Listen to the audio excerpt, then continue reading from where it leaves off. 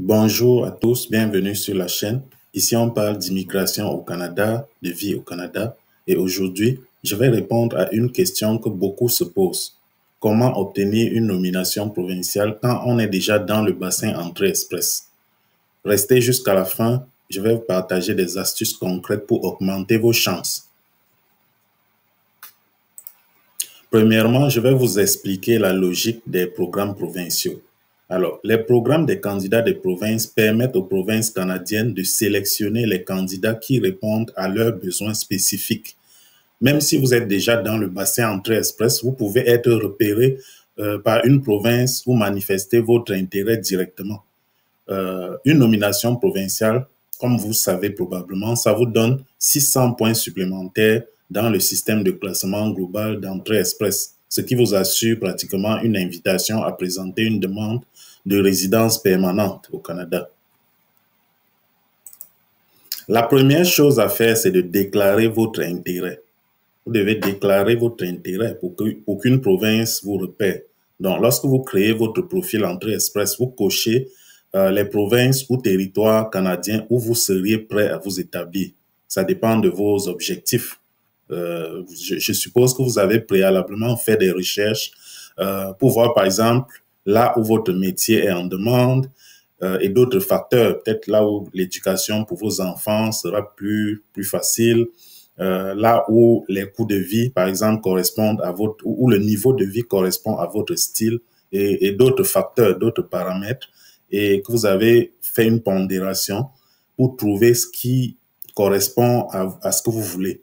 Donc, en fonction de ça, vous allez choisir les provinces où vous seriez prêt à vous établir. Et à partir de cette liste-là, vous allez donc cocher ces provinces lorsque vous créez votre profil. Et si vous êtes ouvert par rapport à la destination, vous allez juste cocher toutes les provinces et territoires. Comme ça, toute province ou territoire intéressé par votre profil peut vous envoyer un avis d'intérêt dans le bassin Entrée Express, dans votre profil. Voilà. Certaines provinces recherchent activement des profils dans le bassin selon leurs critères, comme j'ai dit. Il y a des provinces qui recherchent des francophones, d'autres qui focusent sur les professions en demande, d'autres, par exemple, qui recherchent de l'expérience canadienne ou alors des études canadiennes, etc. Donc, il y a beaucoup de critères de recherche, beaucoup de critères que les provinces utilisent pour choisir des candidats dans le bassin Entrée Express. Plus votre profil est complet et aligné avec les besoins provinciaux et plus vous avez des chances d'être repéré par une province ou un territoire. Il y a aussi les portails provinciaux. Alors, chaque province a son portail d'immigration où il sélectionne des candidats en plus d'entrée express. Donc, les provinces, comme je viens de dire, peuvent directement vous envoyer un avis d'intérêt dans le bassin entrée express ou alors vous sélectionnez à partir de leur propre portail provincial ou territorial. Donc, on va prendre quelques exemples. L'Ontario, par exemple, a son portail, le portail du ministère de l'immigration de l'Ontario, qui cible, par exemple, les francophones, qui cible les travailleurs qualifiés dans certains secteurs comme les technologies, comme la santé. L'Alberta invite parfois des candidats avec des scores un peu bas, relativement bas, et recherche des métiers un peu variés. Voilà. Le Manitoba aussi utilise un système d'expression d'intérêt très actif et très dynamique. Donc, c'est une province aussi à explorer. La Saskatchewan se base sur une liste de professions en demande. Donc, si vous regardez, chaque province fonctionne un peu selon ces modèles types que je viens de vous donner là. Certaines aussi vont chercher des personnes ayant fait des études dans leur province ou alors ayant une expérience de travail sur place. Voilà, donc il y a plusieurs critères comme ça qui reviennent. Donc, vous devez souvent créer un profil dans le portail de la province en plus de votre profil Entrée Express. Ça fait que si la province vous donne une nomination, vous allez l'ajouter à votre profil Entrée Express pour avoir les 600 points. Voilà, c'est comme ça que ça marche avec les portails des provinces.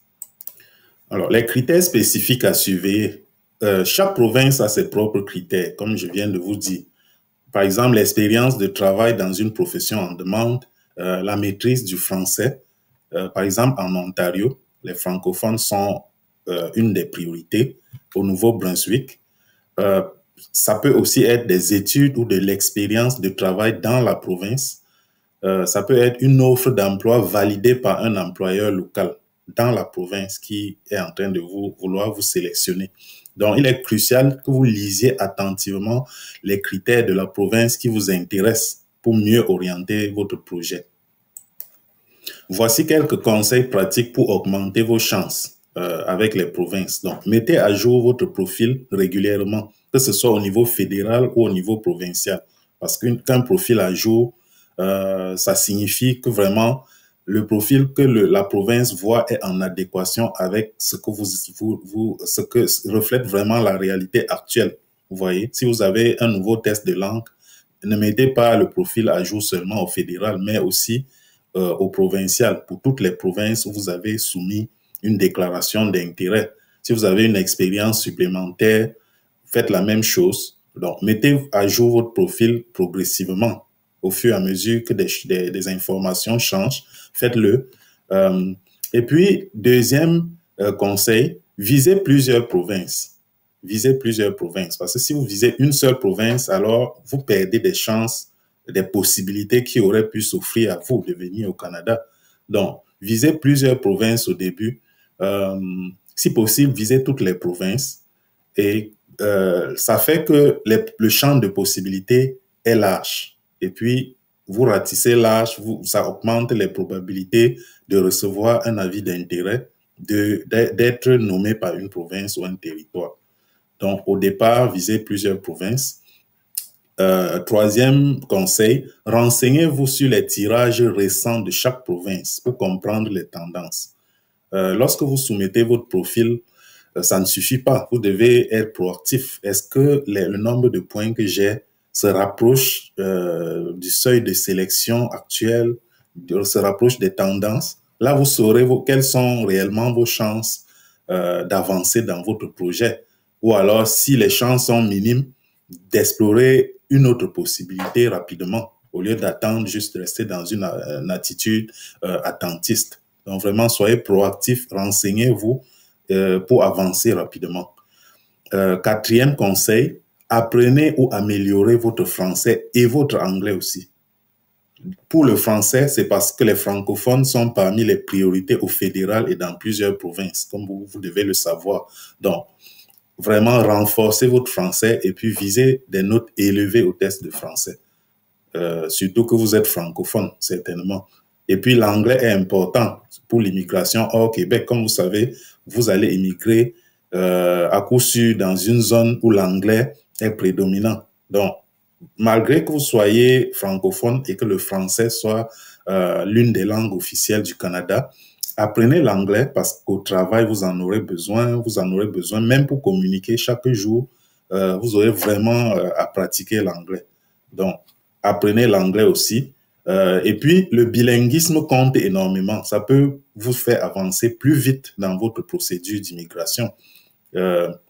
Parce que quand vous êtes bilingue, vous avez des points en plus d'entrée express. Et puis, vous avez aussi de la possibilité avec certaines provinces comme l'Ontario qui ciblent les candidats francophones qui ont un niveau en anglais. Donc, vraiment, faites attention à votre niveau linguistique, boostez votre niveau de langue parce que ça peut vous faire avancer plus rapidement.